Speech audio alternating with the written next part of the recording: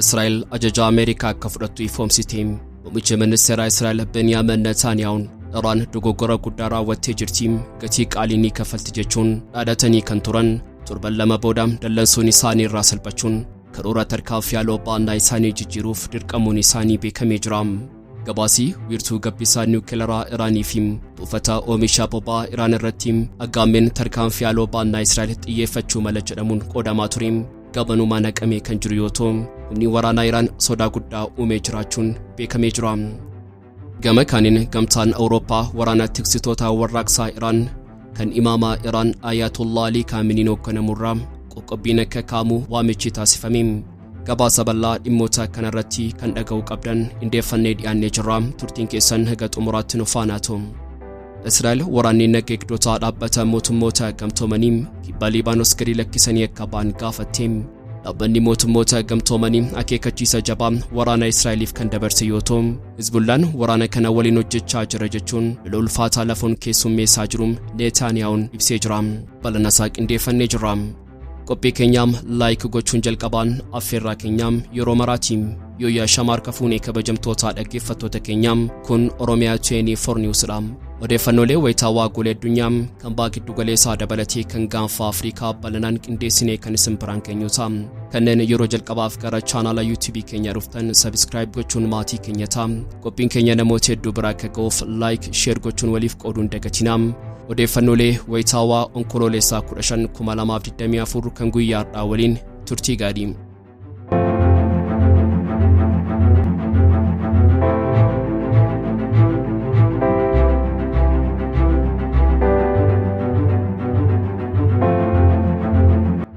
አጀጃ አሜሪካን አንፉረዳም ገሩ ሙርቴንኮ ደንታ በያለሳክ የረቲም ከኑንዳይ ዳጀቹን እስራኤል ያደይሼ ቆዴም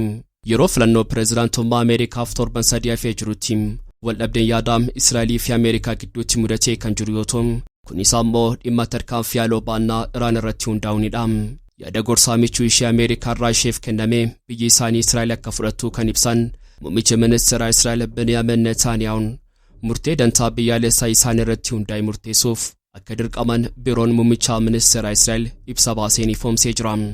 ቢሮን ሙሚቻ መንሰራ እስራኤል ኩን ኢብሳ ከነከም ባሴም የሮሌላ ሚሳይላ ኢራንፍ በየቲን ተርካፍ ያለው ባና ከሚፍረት ጅደሚም ኤጋማ ጅሩት ዮቶም አከጋባሳ ዋሽንግተን ፖስትም አሜሪካን ከሮራዊርቱ ገቢሳ ኒውክሌራ ኢራኔፍም በፈታው ሚሻቦባ ኢራን ሀሌሉፍ ቆጴ ፈቴም ቴል አቪቭ አከዲስቱም ጎርሳ ቱሩ ይሸዳም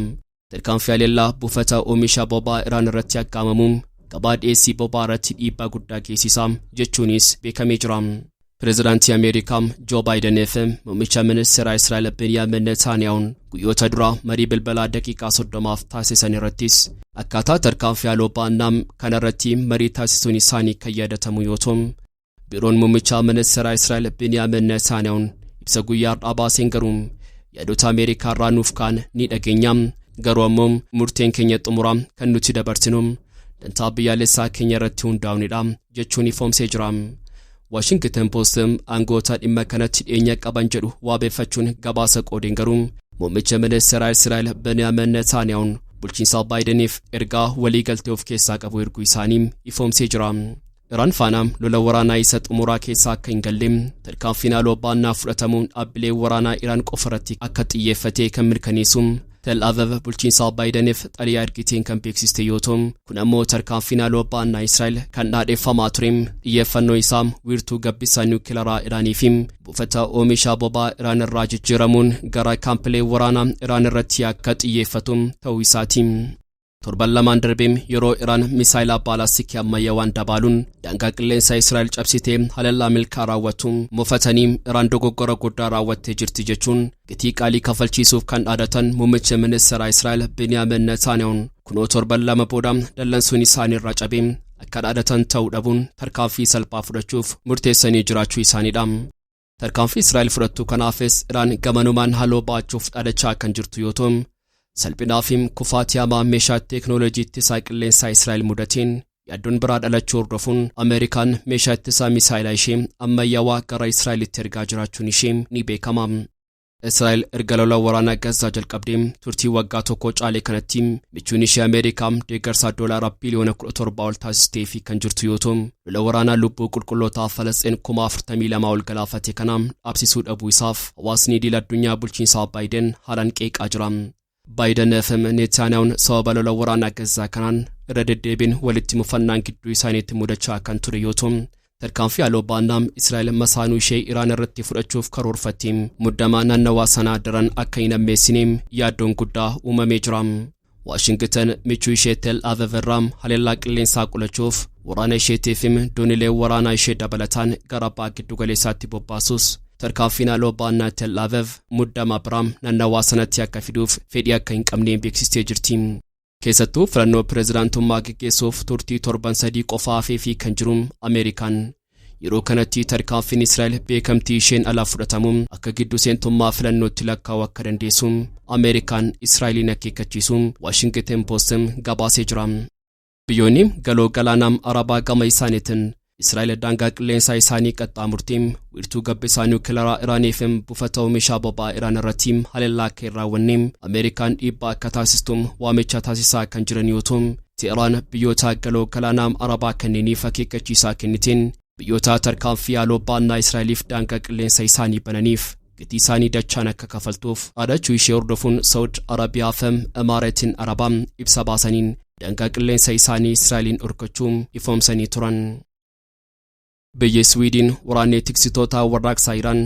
gamtaan Awurooppaa galmee shororkeessitootaa keessatti akka galmeessu gaafate. Iraan gama isheetiin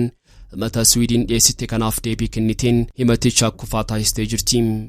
Muummichi ministeera Swiidin gamtaa Awurooppaaf waamicha taasisaniin waraanni tiksitoota warraaqsaa Iraan galmee shororkeessitootaa keessatti akka galmaa'u yoo ta'u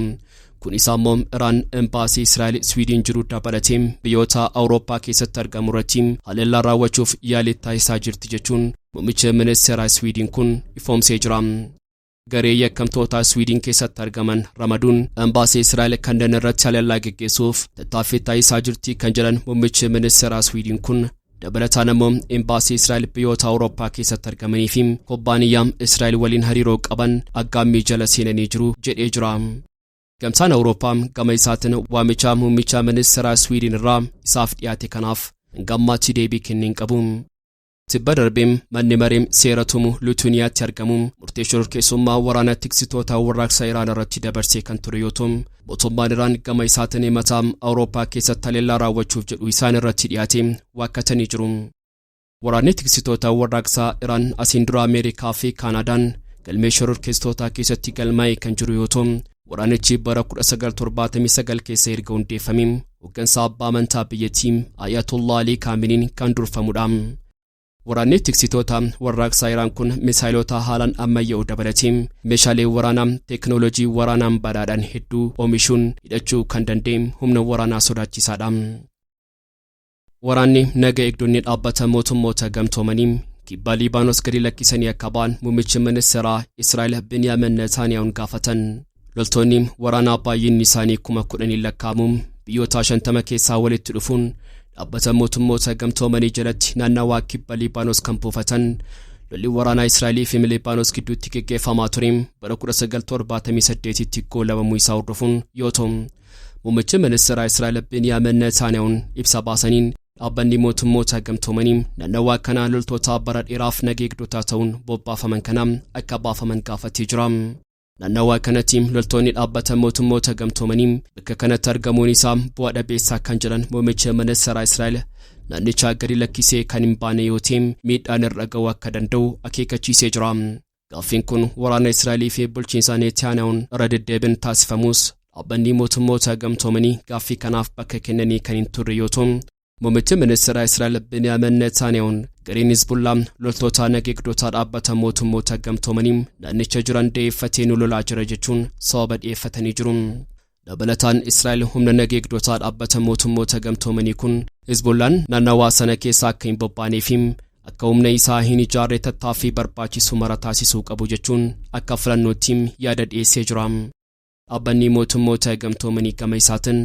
waraanni Israa'el daangaa cuquliisaa qaxxaamuruun daangaa Libaanos erga seenee turtii torbanootaa keessatti buufata waraanaa dhaabbatichaa fi wiirtuu ajajaa irra deddeebiin haleelanii jiraachuu ifoomsee jira. Dabalataan waraanni Israa'el kaampii eegdota irratti haleellaa taankii raawwateen miseensota waraanaa dhaabbata mootummoota gamtoomanii keessaa loltoota lammii Sri Lankaa 4 fi Indooneeziyaa irratti